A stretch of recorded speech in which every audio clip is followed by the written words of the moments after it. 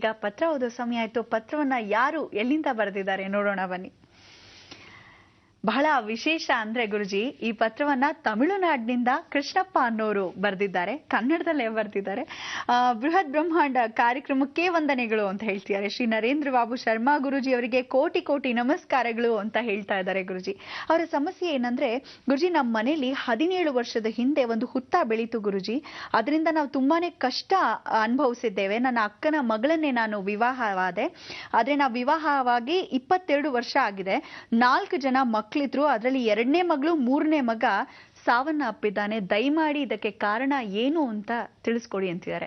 ಗುರುಜಿ, ನೀವ್ ಹೇಳ್ತೀರಾ ಹುತ್ತ ಬೆಳೆದಿರೋ ಜಾಗದಲ್ಲಿ ನಾವು ಅದನ್ನ ಒಂದು ಚೂರು ಅದಕ್ಕೆ ಮಡಿ ಮೈಲ್ಗೆಯಿಂದ ಇರಬೇಕು ಮತ್ತು ಆ ಸ್ಥಳದಿಂದ ನಾವು ಹೊರಬಂದ್ಬಿಡ್ಬೇಕು ಅಂತ ಏನೋ ಹೇಳ್ತೀರಾ. ಆದ್ರೆ ಇವರು ಬಹುಶಃ ಆ ಹುತ್ತವಿರೋ ಜಾಗದಲ್ಲೇ ವಾಸ ಮಾಡ್ತಾ ಇದ್ದಾರೆ. ಅದಕ್ಕೆ ನೀವೇನಂತೀರಾ? ಕೃಷ್ಣಪ್ಪ ಅವರೇ, ಯಾರೇ ಆಗ್ಲಿ ಇಡೀ ಮನುಷ್ಯ ಜನ್ಮದಲ್ಲಿ ಪ್ರತಿಯೊಬ್ಬ ಮನುಷ್ಯನೂ ಮಾಡಿರ್ತಕ್ಕಂಥ ತಪ್ಪಿಗೆ ಪ್ರಾಯಶ್ಚಿತ್ತ ಅನುಭವಿಸಲೇಬೇಕು ಅಂತ ಹೇಳ್ತೀವಿ. ಏನು ಅಂದರೆ, ನೀವು ಕೇಳೋ ಹಾಗೆ ಪ್ರಶ್ನೆಯನ್ನೇ, ಮನೆ ಬಿಟ್ಟು ಆಚೆ ಹೋಗಬೇಕು, ಹುತ್ತ ಯಾವ ಕಾಲಕ್ಕೂ ಇದ್ದ ಸ್ಥಳದಲ್ಲಿ ಇದ್ದರೆ ಅಲ್ಲಿ ಯಾವ ಕಾಲಕ್ಕೂ ಹೆಂಗಸರು ಇರ್ಕೂಡ್ದು. ನೀವು ಯಾರು ಬೇಕಾದ್ರೂ ಗಂಡಸಿರಿ, ಬೇಡ ಅಂದಿಲ್ಲ. ಹೆಂಗಸರು ಇರ್ಕೂಡ್ದು, ದಿನಗಳು ಆಗಲೇಬಾರ್ದು, ಮೇಲ್ಗೆಗಳು ನಡೀಬಾರ್ದು, ಕೋಳಿ ಕುಯ್ಗೆ ಅಂತ ಹೇಳಿ ಕುಯ್ಕೋಬಾರ್ದು, ಜೀವನದಲ್ಲಿ ಅಲ್ಲಿ ಮಾಂಸಾಹಾರ ಮಾಡೋ ಹಾಗಿಲ್ಲ, ಜೀವನ ಪರ್ಯಂತ ಪ್ರತಿಪೂರ್ವಕವಾಗಿ ಪೂಜೆ ಪುನಸ್ಕಾರ ಮಾಡಬೇಕು, ದಿನನಿತ್ಯ ಸ್ನಾನ ಮಾಡಬೇಕು, 2 ಹೊತ್ತು ಸ್ನಾನ ನಡೀಬೇಕು. ಅಂದರೆ ಅಲ್ಲೇ ಇದ್ದು ಹಠವಾಗಿ ಮಾಡ್ತೀನಿ ಅಂದರೆ ಕೆಲವ್ರಿಗೆ ಏನಾಗುತ್ತೆ, ಈ ಥರದ ಸ್ಥಳದಲ್ಲಿ ವಾಸವಾಗೋರು ಕೆಲವು ಜನ ಮಾತ್ರ. ಅದಕ್ಕೆ ಏನು ಮಾಡ್ತಾರೆ, ಯಾವ ಊರೇ ಆಗಲಿ, ತಮಿಳ್ನಾಡಾಗಲಿ, ಆಂಧ್ರ ಆಗಲಿ, ಕರ್ನಾಟಕ ಆಗಲಿ, ಕೇರಳ ಆಗಲಿ, ಇಡೀ ಭಾರತ ದೇಶದಲ್ಲಿ ಎಲ್ಲೇ ಆಗಲಿ, ಅಲ್ಲಿ ಜಡೆ ಬೆಳೆಯುತ್ತೆ. ಕೆಲವ್ರಿಗೆ ನೀವು ನೋಡ್ಬೋದು, ಗಂಟಾಗಿ ಜಡೆ ಬೆಳೆಯುತ್ತೆ. ಏನು ಗಂಟು ಕಟ್ಬಿಟ್ಟಿದೆ ಜಡೆ ಅಂತ ಹೇಳಲ್ವಾ, ಅದಕ್ಕೆ ಅಂಥವರು ಪೂಜೆ ಪುನಸ್ಕಾರವನ್ನು ಮಾಡ್ತಾ ಮಾಡ್ತಾ ಆಹ್ವಾನೆ ಆಗ್ಬಿಡ್ತಾಳೆ ದೇವಿ. ಹಾಗೇನು ಮಾಡ್ತಾರೆ, ಈ ಪೂಜೆಯನ್ನು ಮಾಡಿಸ್ಕೊಳ್ಳೋ ಹಾಗಿದ್ರೆ ಆ ಸ್ಥಳದಲ್ಲಿ ಯಾರಿಗಾದರೂ ಒಬ್ಬರಿಗೆ ಆ ಗಂಟಿನ ಜಡೆ, ಹೆಂಗಸರಿಗಾದರೂ ಸರಿ ಗಂಡಸರಿಗಾದರೂ ಸರಿ, ಅವಳು ಆಹ್ವಾನೆ ಆಗ್ತಾಳೆ. ಇದು ನಾಗಲಕ್ಷ್ಮಿ ಪ್ರಭಾವ.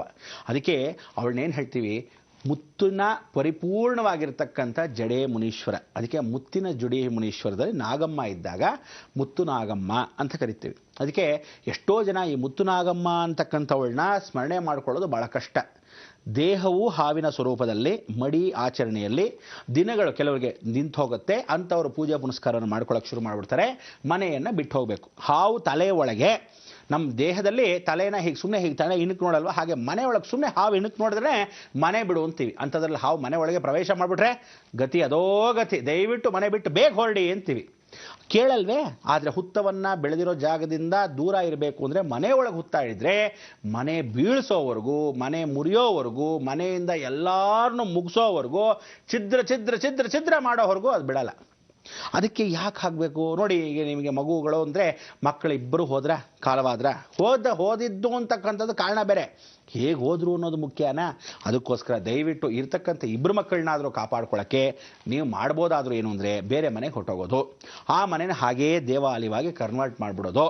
ಅಂದರೆ ದೇವಸ್ಥಾನಕ್ಕೆ ಕೊಟ್ಬಿಡೋದಾಗಲಿ, ಇಲ್ಲ ನೀವೇ ಆ ಸಂಸ್ಥೆಯ ಮುಖಾಂತರವಾಗಿ ನಡೆಸ್ಕೊಂಡು ಹೋಗೋದಾಗಲಿ, ಇಲ್ಲ ಆ ಮನೆಯಲ್ಲಿ ಯಾವ ಕಾಲಕ್ಕೂ ಶುಚಿರ್ಭೂತ ಇದ್ದು ದೇವಾಲಯಕ್ಕೆ ಹಾಗೆ ಅದನ್ನು ಹೋಗಿ ಬಂದು ಮಾಡ್ತಕ್ಕಂಥ ವಿಚಾರ. ನೀವುಗಳು ಮಡಿ ಆಚರಣೆಯಿಂದ ದೂರದಿಂದ ಪೂಜೆ ಪುರಸ್ಕಾರಕ್ಕೆ ಮಾತ್ರ ಹೋಗಬೇಕು.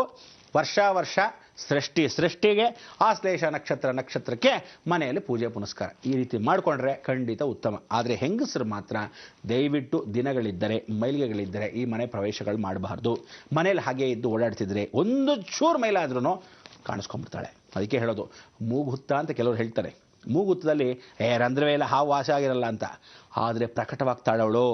ಅದಕ್ಕೆ ಹಾವಿನ ರೂಪವೇ ಧರಿಸ್ತಾಳೆ, ಕಾಣ್ತಾಳೆ, ಹಿಡ್ಕೊಳಕ್ಕಾಗಲ್ಲ, ಮಾಯವಾಗ್ತಾಳೆ. ಅದಕ್ಕೆ ಇಂಥ ಒಂದು ಮಾಯಾಂಗಿಣಿ, ಇಡೀ ಜಗತ್ ರಕ್ಷಣಿ, ಸಾಕ್ಷಾತ್ ಬಾಲನಾಗಮ್ಮ ಇದ್ದಾಗೆ ಅವಳಲ್ಲಿರ್ತಕ್ಕಂಥದ್ದು ನಾಗಲಕ್ಷ್ಮಿ ಯೋಗ. ಅದಕ್ಕೆ ಪಾತಾಳದಿಂದ ಬಂದಿರತಕ್ಕಂಥ ಈ ಹುತ್ತ, ಭೂಮಿಯನ್ನು ಮೇಲ್ಭಾಗ ತೆಗೆದು ಬಂದಿರೋ ಹುತ್ತ, ಯಾವತ್ತಿದು ತಿಳ್ಕೊಳ್ಳಿ, ಮನೆ ಒಳಗೆ ಆವರಣದೊಳಗೆ ಎಲ್ಲೇ ಇದ್ದರೂ ಮನೆ ಸ್ವಚ್ಛತ್ರವಾಗಿ ತಕ್ಷಣ ಮಾತ್ರದಲ್ಲಿ ಬಿಟ್ಬಿಡಬೇಕು. ಆಗ ಒಳ್ಳೆಯದಾಗತ್ತೆ. ಹುತ್ತವನ್ನು ಕರಗಿಸಬಾರ್ದು, ಹುತ್ತವನ್ನು ಮುಟ್ಟಬಾರ್ದು, ಹುತ್ತವನ್ನು ಮುರಿಬಾರ್ದು. ಇದಂತೂ ಸತ್ಯ. ಮಾಡಿದ್ರೆ ಅನುಭವಿಸೋದು ಗ್ಯಾರಂಟಿ. ಅದರಿಂದ ನಿಮಗೆ ಕೃಷ್ಣಪ್ಪ, ನೀವು ಕೇಳಿರ್ತಕ್ಕಂಥ ವಿಚಾರಕ್ಕೇನು ಅಂದರೆ, ಸುಭಿಕ್ಷವಾಗಿ ಕ್ಷೇಮವಾಗಿ ಇವತ್ತಿದ್ದೀರ, 2 ಮಕ್ಕಳ ಸಮೇತ ಸುಖವಾಗಿರಿ. ಆದರೆ ಪ್ರತಿದಿನ ಪೂಜೆ ಪುನಸ್ಕಾರ ಮಾಡಬೇಕು. ದೂರದಿಂದ, ಈ ಸ್ಥಳದಲ್ಲಿ ವಾಸವಾಗಲ್ಲ, ಬೇರೆ ಸ್ಥಳದಿಂದ. ಒಳ್ಳೆಯದಾಗಲಿ ಅಂತ ಮುಖಾಂತರ ಹೇಳ್ತಾರೆ. ಧನ್ಯವಾದಗಳು ಪತ್ರವನ್ನ ಬರೆದಿದ್ದಕ್ಕಾಗಿ. ವೀಕ್ಷಕರೇ, ಮುಂದಿನ ಪತ್ರ ಯಾರ್ದು, ಎಲ್ಲಿಂದ ಬರೆದಿದ್ದಾರೆ ನೋಡೋಣ ಬನ್ನಿ.